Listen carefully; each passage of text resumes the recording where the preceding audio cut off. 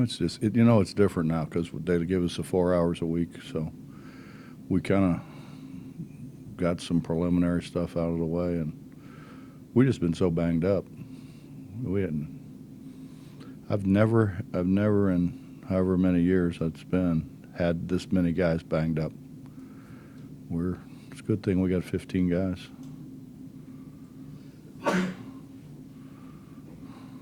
So you want to give us an update, Brandon, on Lamont? Brandon's fine. Mm-hmm. Yeah, Brandon's fine. Lamont, I think it'll just take him a little bit, I think, to kind of get back in the groove, but he's fine. Those two guys are fine. Andrew's seemingly every 10 minutes he has to run over and rub his knee.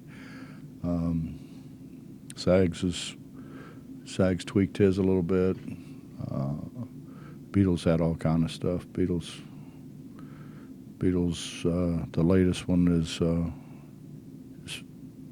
he didn't tear him. He stretched, I guess, some ligaments in his hand. It was all swollen up, looked like a baseball sitting on it. I think that's it. Is that it? Till today, we'll probably get another one today, but. The guy you didn't mention was Issa, and I saw him in the hall the other day, and he looks phenomenal. Yeah, he does.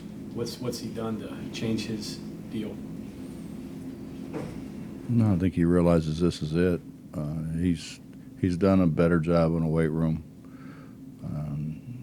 Sean's done a really good job, I think, with our guys really working their cores, hard. And he's been in the gym. Issa's been in the gym. Issa's been in the gym more than he's ever been in the gym. And consequently, he's playing better. Based on what you got coming back and what you lost, could this be maybe similar to the way you played when you had Fortson and Kenyon with more perimeter oriented? Do you start looking at sets that way with the guys that you have, or is it too early to determine that yet?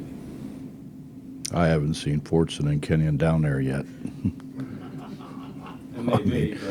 You're talking about the National Player of the Year and a two-time first team All-American. Strength of your team is on paper interior, though. Well, yeah, no.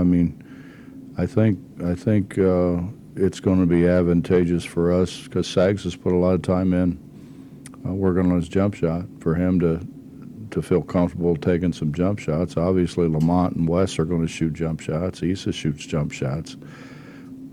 I don't know that we'll have Derek Culver's learning. And he did some nice things the other day, what was, I think, his best practice. But I don't know if you want to throw it to a freshman, right now to win games. I think we can. I think we're going to play pretty much the way we've been playing. Our strengths are numbers, and we've got 15 guys.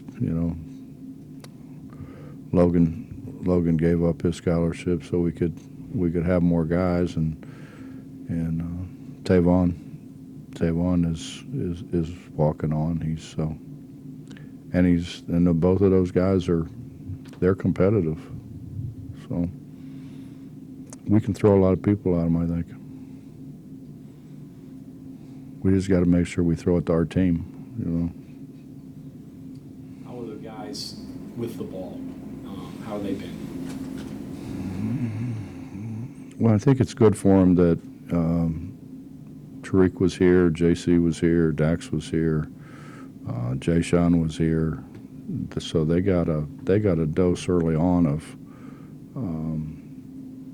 the physicality of it, which they weren't used to, and the length that they weren't used to. So I think playing against those guys for a month and a half was very good for them. And I think they all understand that there's a lot of guys for a few spots. Even though we plan on playing a bunch of people, but everybody kind of wants to jog out on that carpet, to start the game. They didn't have the damn carpet when I was here. That's ridiculous.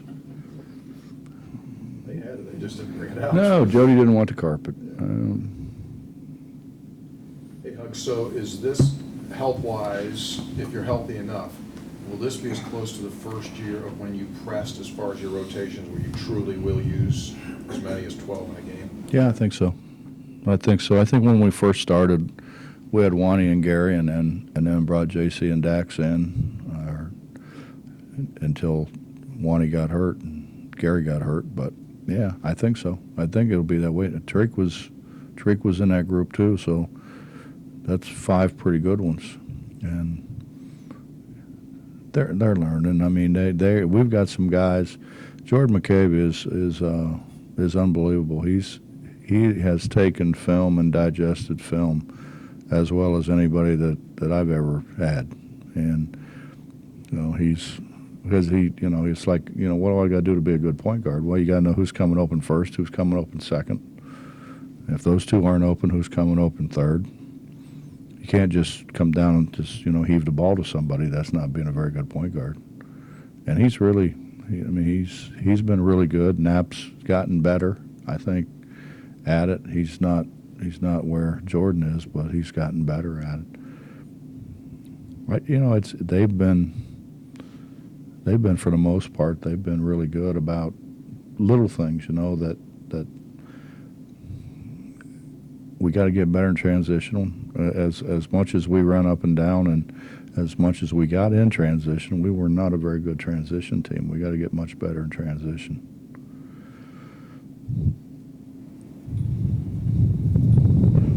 You mentioned Issa, you mentioned Sean coming in, and Core, and that's something that I've heard he focuses a tremendous amount about.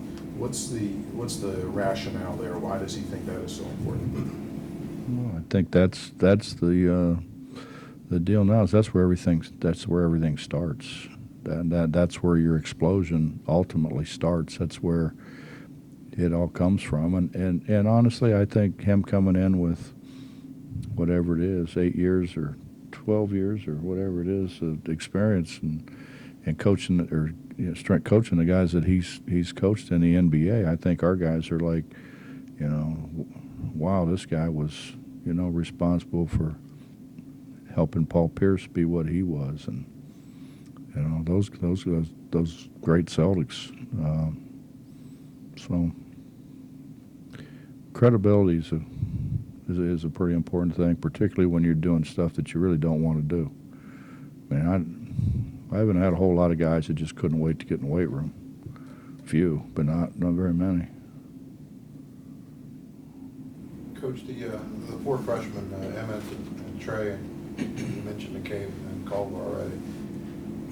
Any kind of sense you can get at all on them, on their potential, what they could actually accomplish here? Is it too early to see any of that yet? Well, obviously Emmett's behind because he didn't get here, and not his fault. I mean, their school lasts until the summer was basically over, where those other guys were in here and playing, like I said, against the older guys. And the older guys are great. I mean, they really compete against them, and then they sit down and they try to help them with whatever questions that they have about anything. And Emmett missed that. Trey's been kind of in and out a little bit. He had strep throat and something else, sprained ankle maybe or something. So he's not where those other guys are, quite frankly. He may be as good an athlete as we have on the perimeter.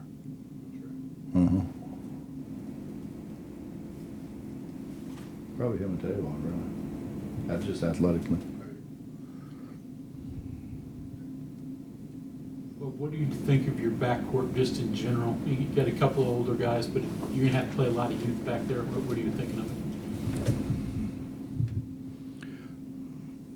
Well, it's been hard without Beetle. Chase has been terrific, but then Chase just got hurt. Chase has been nursing a bad back, and they just did a bunch of tests on him, and he's gonna be out for a little while, I guess. That's about the only thing they can do with it. So those freshmen got a lot of attention in practice. Chase knows what he's doing. Chase has been really good, and he's put time in, and he's making open shots. I mean, that's what we need those guys to do. They don't have to create a lot of shots. They just have to make open ones. I think we've got some guys that will create shots for them. At least right now, they're making shots. Hopefully that carries over, but they're shooting it pretty well right now. What's the difference now in freshmen between now and 10 years ago, 20 years ago when they come in? Accessibility. Well, to coaches. We weren't 20 years ago. We weren't allowed to be around them. 20 years ago, they had, when it was a dead period, they weren't allowed to come in the office and say hello. We weren't allowed to walk past them and say hello. It's come a long way in terms of accessibility, and we've been, as coaches, for years saying, you want us to be responsible, but we're not allowed to be around them. It's hard to take responsibility if something happens when you're not allowed to talk to the guy. And so all that's changed, and they're more accessible to coaches now. Everybody goes to summer school now. Before, guys didn't go to summer school. I know. I mean, when I was here, you only went to summer school if you had to maintain your eligibility. If you got good grades in that, you weren't going to summer school, and you went home. And these guys now, it's a 12-month a year deal for them. I mean, they're here and trying to learn, and I think it's a good thing. Are they more mature, more ready to play by the time you get them? No, I don't think so. Even with all the AAU and all that? Does that work against them?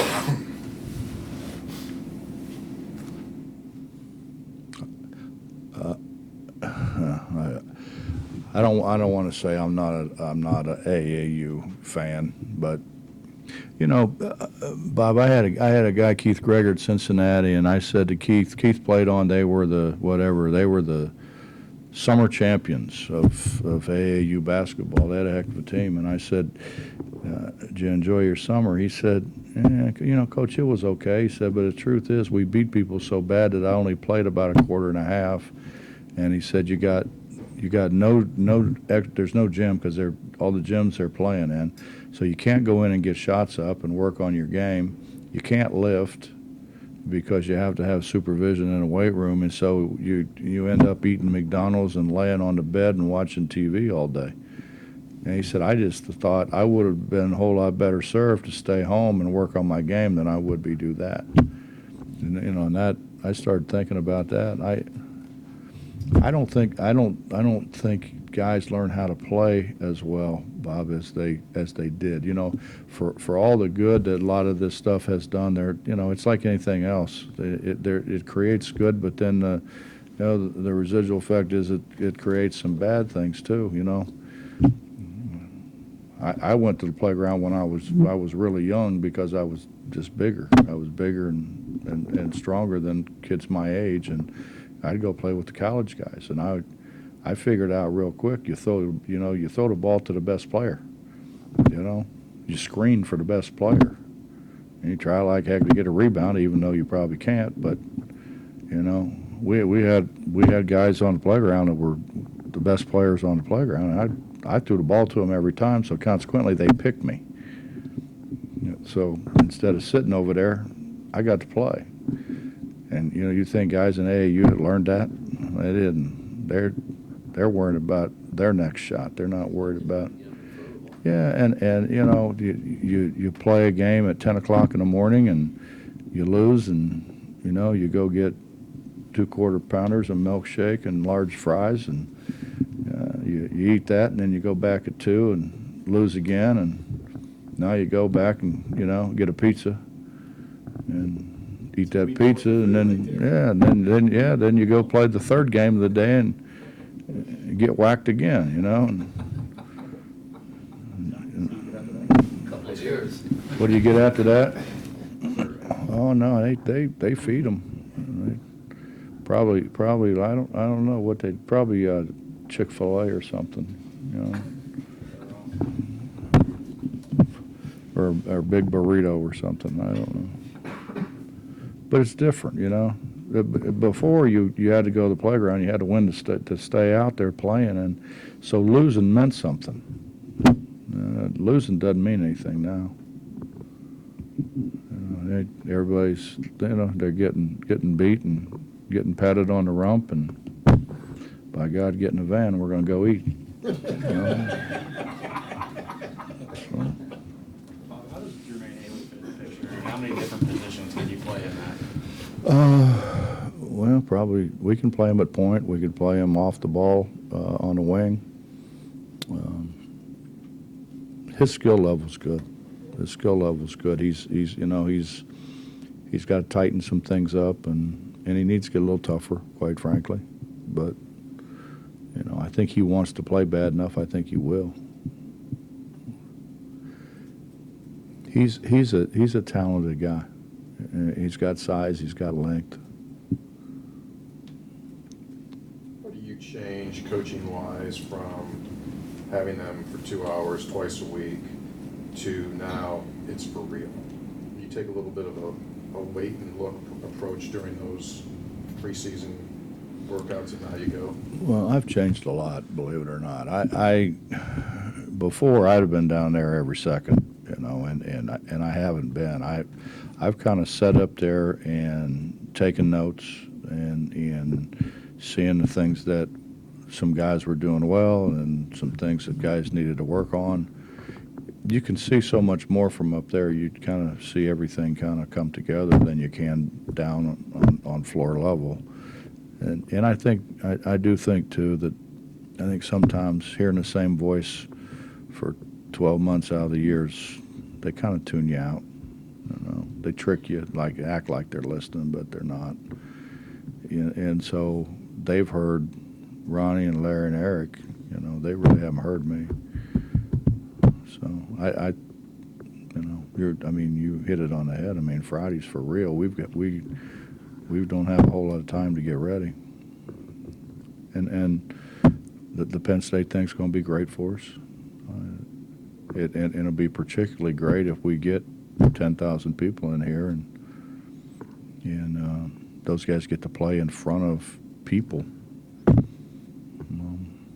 I had Corey Blunt played 13 years in the NBA. He was a junior college guy, and we had it was Midnight Madness back then, and we had a nice crowd, and all that.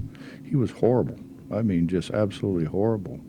I said, "What is wrong with you, man?" He said, "Coach, man, all these people in here. We might have had 6,000 or 7,000 people, and the seat's 13." I said, "Well, there's going to be about another 6 or 7 in here the first game." He said, "Coach, I was scared, man." He's a guy who was a very talented guy.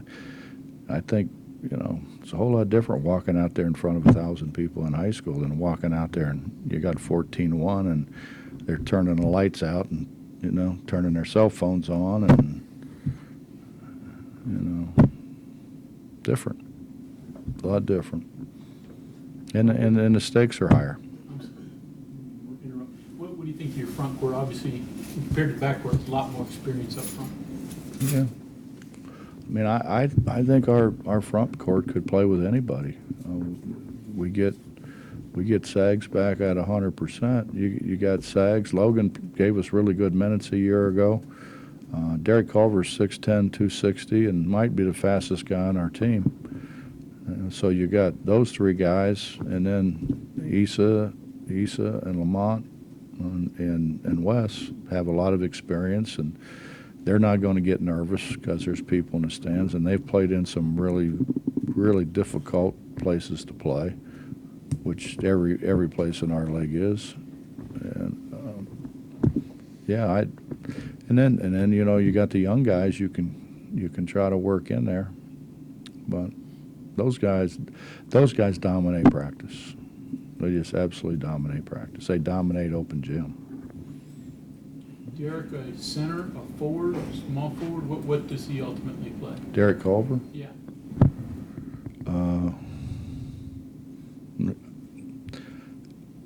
We don't really play with a center. I mean, we Sag's kind of because he blocks shots, and Derek would be in the back of the press, but he's going to catch it out on the perimeter too. I think he could develop into. He's got good feet. He just doesn't know how to use them, and and he does the same thing every time. We got to get him to have a little better repertoire than that. But he's a talented guy. How's he with his back to the basket? Lost. I would say they don't play that way Of course, he's anymore. lost facing it too. So. Double threat. Yeah, he thinks he's a good passer. I don't know how in the hell you can throw it out of bounds and think it's a good pass. About this is a different sport, but you have some clout with the rules nowadays. Have you paid attention to that red shirt rule for football and playing 4 games? And is there a place for it in basketball? I hope not. I just saw the guy at Oklahoma State played 4 games and then transfer. That's absurd. I mean, that is absolutely absurd. Here's what I think, Mike. I think we have put in so much emphasis on individual rights that we really don't give a damn about the rest of them. And I don't know how you do that. I don't know how you make one person more important than, how many do they have? 100? 100 and something? I mean, how can one person be more important than the whole? I don't get that. I don't get how one guy can be more important than 12 other guys. I don't get that. I've always been told that, your individual rights stop when you start infringing on other people's. And, when we keep getting later and later and later with being able to withdraw. And so now you sit there and if you hold a scholarship and the guy doesn't come back, now you've really cheated those guys that are there. And if you give the scholarship away and the guy unexpectedly comes back, now you're a bad guy because you gave a scholarship away, and now you're over, and so then you get penalized 2 scholarships the next year. That's not. I don't know how that helps. I don't know how that helps the whole. The initial point, though, was to give players that chance to develop and not blow that whole red Then we shirt. shouldn't let them leave. Okay, but in a perfect world, if they do tighten up that loophole, does it make sense in basketball where you can play a certain number of games and or up to a certain point in the season? And, if you're not going to play the final 25 games, why should you waste a year playing, maybe 30 total minutes in 5 games? I don't know. I'd have to think about that. I'm not sure. By the time we go through the preseason stuff and we get ready to play, now in our game, generally speaking, now we haven't done that this year, but generally speaking, you play, the first 2 or 3 games you're supposed to win. If you just play okay, you're going to win. So you can play those guys. Now we haven't done that with opening with Buffalo. We haven't done that. They're good, but I think that'd be all right. But I think then what you would see is you're going to play people that aren't the caliber of Buffalo, for instance. You're going to play people that don't have any chance to beat you. Now you can go ahead and play those guys for whatever it is, 4 games or 5 games or whatever, and let them get some experience if that's it. But how much does that really help? I don't know how much that helps. What do you have, 2 guys on your team that's redshirt? Beadle and Lamont, right? And the only 2 that you redshirt. Bill Lamont, yeah. So you haven't really done it that much anyway. With our numbers, John, it's hard. you know. You play. You start thinking about it. So now, okay, we got 13 guys, and now let's say you want to redshirt 2 guys. We redshirted Lamont just because Lamont was so skinny, and Beetle got hurt, but we probably would have redshirted him anyways. So now you're down to 11 guys. You get 2 guys hurt, you can't even practice. You know, you're throwing a manager or somebody in there to practice. That's hard. Throw another one at you that's hard. You're not doubling up this year like you have in the past on road games. So you're crossing time zone 9 times this year in conference. Obviously, you've thought about that. Your peers, do they understand what you guys go through? Because you're losing coming back where the other teams are gaining coming here. Well, I can say this. I think I'd have a heck of a lot better chance convincing my peers than I have the schedule makers. I mean, those guys talk about how hard it is to come one time to Morgantown, you know, and here we are going 9 times out there, and it's rough. I mean, there's no other way to look at it. It's rough, and what's so hard about it? I don't. What's so hard about, and not to mention, John, the missed class time, you know. I mean, Tony knows, he goes with us. I mean, we get back at 4 o'clock in the morning. By the time you get home and, you know, put your stuff away, you're looking at 5 o'clock in the morning, and now all of a sudden you got an 8 o'clock class. That's hard. I don't care who you are, that's hard. You know, and then now we have flex days. You can't travel on a flex day. Yeah. You can't travel, you can't tell them to go to study hall, that's like their day, and you can't like influence anything that happens that day. Flex days. Now you add in, okay, we got the mandatory day that, you know, we can't practice, and then we got these flex days that we have to work in somewhere in there.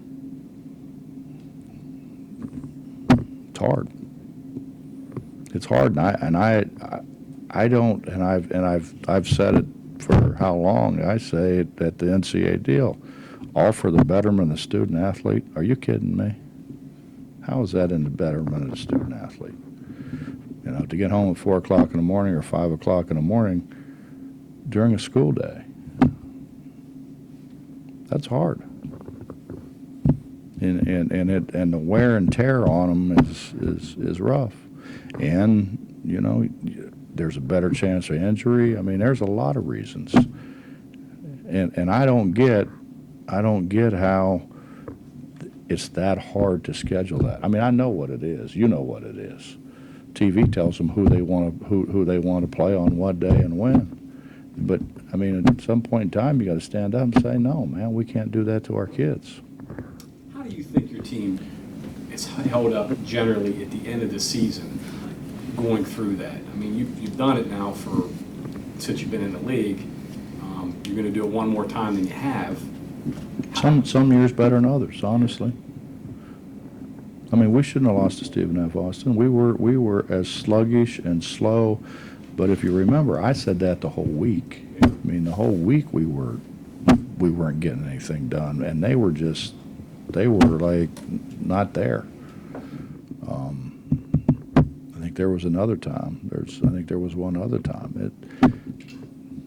It's a lot harder than what anybody thinks it is. Believe me. And not to mention now you're 6'8", 6'9", and you're 260 pounds, and we're back to flying all first class seats. But think about those guys sitting in them seats. I can't get my behind in them seats, and they're way wider than I am. It's hard, man. It's so much harder than what people realize. Press-wise, from what you have seen up top watching, what's your initial perception as to the pressing ability of this team? With no JC, with no Dax, and smaller guards. Well, I mean, obviously, we lose a lot of ball pressure, losing those 2 guys in particular.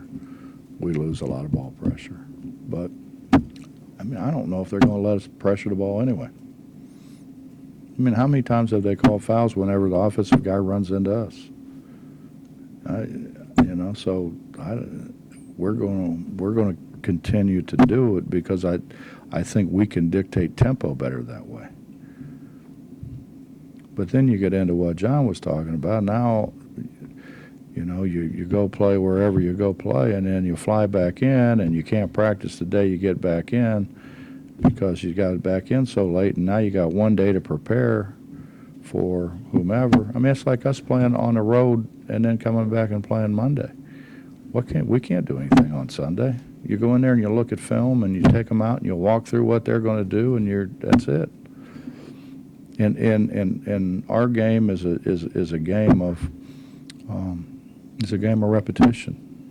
It's neuromuscular memory, and if you don't continue to do it every day, the hard part about coaching is trying to do the same thing every day and not let them know they're doing the same thing every day. You're working on the same thing. You just do it in a different way, so that they don't lose interest in it. But when you can't do any of that. People talk about game slippage. How about travel slippage?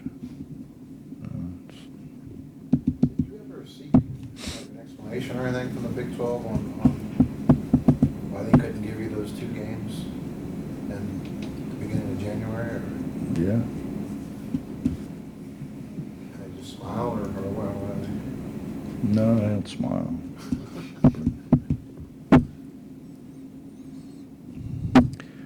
I always thought that was a given. It's not.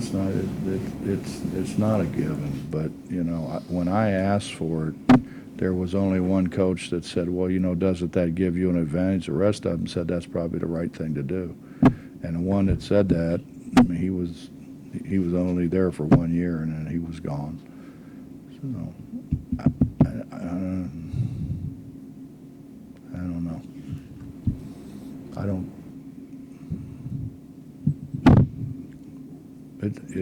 It's and I have invited them to go with us. Fly with us. None of them had taken me up on it, but I have invited them to really get a good feel of what it really is like. No takers. The only thing I could think that's similar to this is Hawaii. But Hawaii is actually going, I guess they would gain going back because their time zone's favorable. Yeah, Hawaii's is a totally different. I mean, I hate going to Hawaii. I mean, that's why we haven't gone. I hate that trip. I mean, But their trips, their travel is, it's just different. I know Seth Greenberg said last year, he said you had the toughest schedule of anybody in the country, just the way your league's set up. We do, and then we've played a very representative non-conference schedule, and then if you really look and analyze the schedule for this year, I mean, our RPI is going to be off the charts if we can win some of them. Conceivably, you could have a great RPI and be right around 500. Yeah, we could. That's conceivable. Now that we're not using just the RPI. Yeah, the BPI and the. But they're all some form or another. The Segrin takes into account point spread, which. Did you already have your first rules committee meeting? No. Haven't had it. I just got the what was the mess? Indoctrination. Art read the rules to me. All of It them? was kind of like follow along. You go through them all? He went. No, I don't need to go through all, but he went through most of them. With Purdue close scrimmage and Penn State, is this the best exhibitions that you played before the start of the season? Yeah, no disrespect to Alderson Broadus, but I mean, playing Penn State is. Power fives. I can't talk about the one, but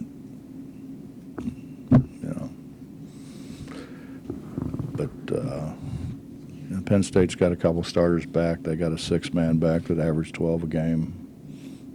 They play in a Power 5 conference. Actually won the NIT a year ago. So Give you different styles too, right? yeah, I don't think they want to play as fast as we do.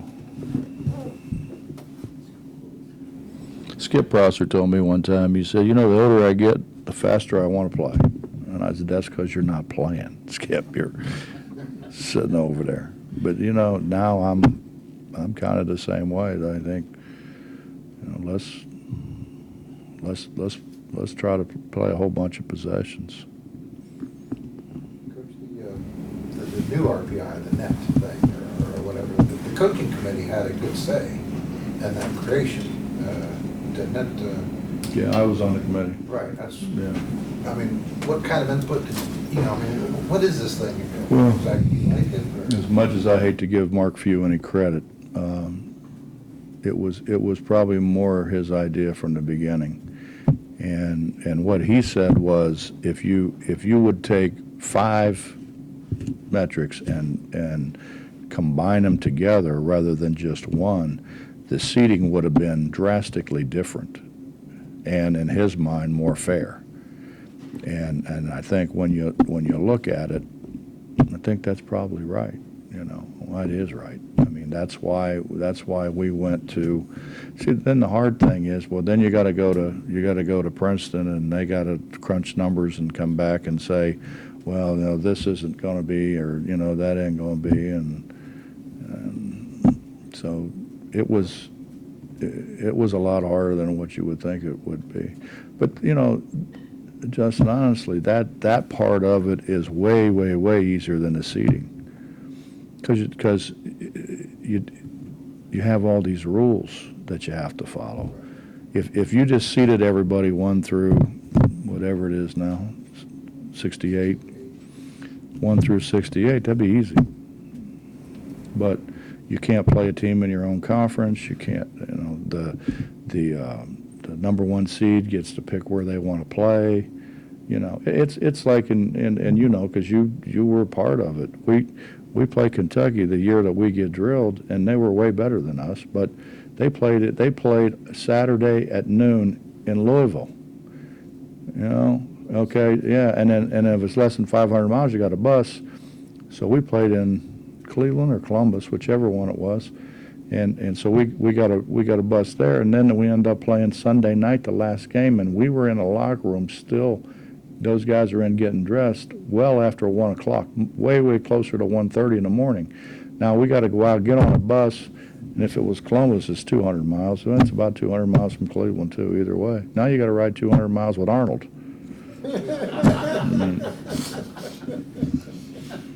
No one should have to do that. Where does common sense come back in this? I mean, analytics have taken over sports.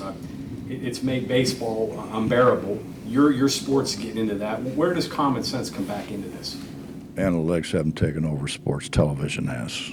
I mean, you read. I mean, it's incessant now. All the different stats and things. Yeah, but most people don't pay attention. You got that in your sport. You got to, but you got to pay attention when they tell you got to play at 9 o'clock. On like us, okay, the game's supposed to start at 9. Well, the game didn't start at 9, and then it was a I thought really a good basketball game, but time-consuming game. Couple guys got banged up a little bit, and all of a sudden we're out of there at 1:30 in the morning. But yet, John, even at that, you still have to go to the press conference. They can't say, no, I want to get on a bus and go. Well, I mean, could write it out, mail it in. You got Emmett pretty late in the recruiting process. Just talk about how you got him and how Jordan McCabe's relationship with him helped bring him to Morgantown. Jordan knows everybody. Jordan knows everyone. Jordan talked to him, and actually Jordan lived out there before they moved to Wisconsin. So they were familiar with each other. Actually, the families were familiar with each other. And Eric did a great job with him. Eric Martin did a great job with him. Truth to the rumor that Calhoun got back into coaching just so he could stay ahead of you and win? I'm gonna leave that one alone. I'd say enough stupid stuff to get myself in trouble. Twitter wants to know, Jordan McCabe defensively, is he going to be able to play the way you want to get on the floor? Is he going to handle it the way you need it to be handled? He's going to give it his absolute best effort. I know that. I mean, we've had guys that weren't the best defenders play before. You know, it's kind of give and take. You know, it's like I still tease Deshaun now. I mean, Deshaun would screw stuff up, and he would come over and he's yelling at everybody else and talking and talking. And now I can't even say anything because he never shut up.